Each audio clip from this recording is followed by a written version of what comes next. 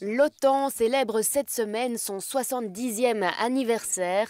12 États occidentaux avaient signé le traité de l'Atlantique Nord le 4 avril 1949 à Washington. Pour l'occasion, l'OTAN a ressorti plus de 2000 films, documentaires et reportages d'archives. Je pense que ce que l'OTAN voulait dire aux gens, c'est que c'est une organisation qui est là pour assurer une plus grande prospérité et faire en sorte que l'Europe reste un lieu de paix et ne retombe pas dans les conflits passés. Il est important de souligner qu'il existe des cultures et des nationalités différentes au sein de l'OTAN, mais que des valeurs communes sont partagées, telles que la démocratie et la liberté d'expression.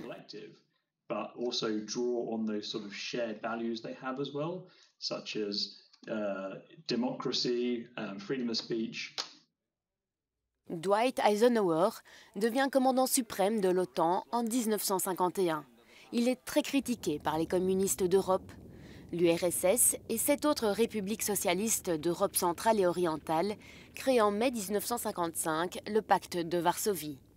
Un pacte économique, politique et militaire qui, dans le cadre de la guerre froide, fait contrepoids à l'OTAN. Le commandant des forces soviétiques est à ce moment-là le maréchal Ivan Konev. Mais Moscou continue à renforcer sa puissance militaire. La tension entre les États-Unis et l'Union soviétique atteint son apogée en 1962 avec la crise des missiles à Cuba. Après, les deux blocs commencent à mener des discussions sur le désarmement. Cette période est appelée la détente. Mais elle accuse un premier revers en 1968.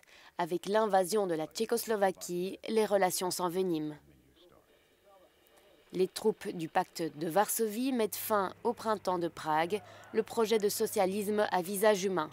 Un coup très critiqué par le mouvement polonais Solidarité. Et il y a des thèmes qui reviennent souvent dans de nombreux documents. Il est fondamental de souligner que même s'il existe de grandes différences, il y a également des avantages énormes à collaborer ensemble avec les 15 nations présentes pendant la majeure partie de la période couverte.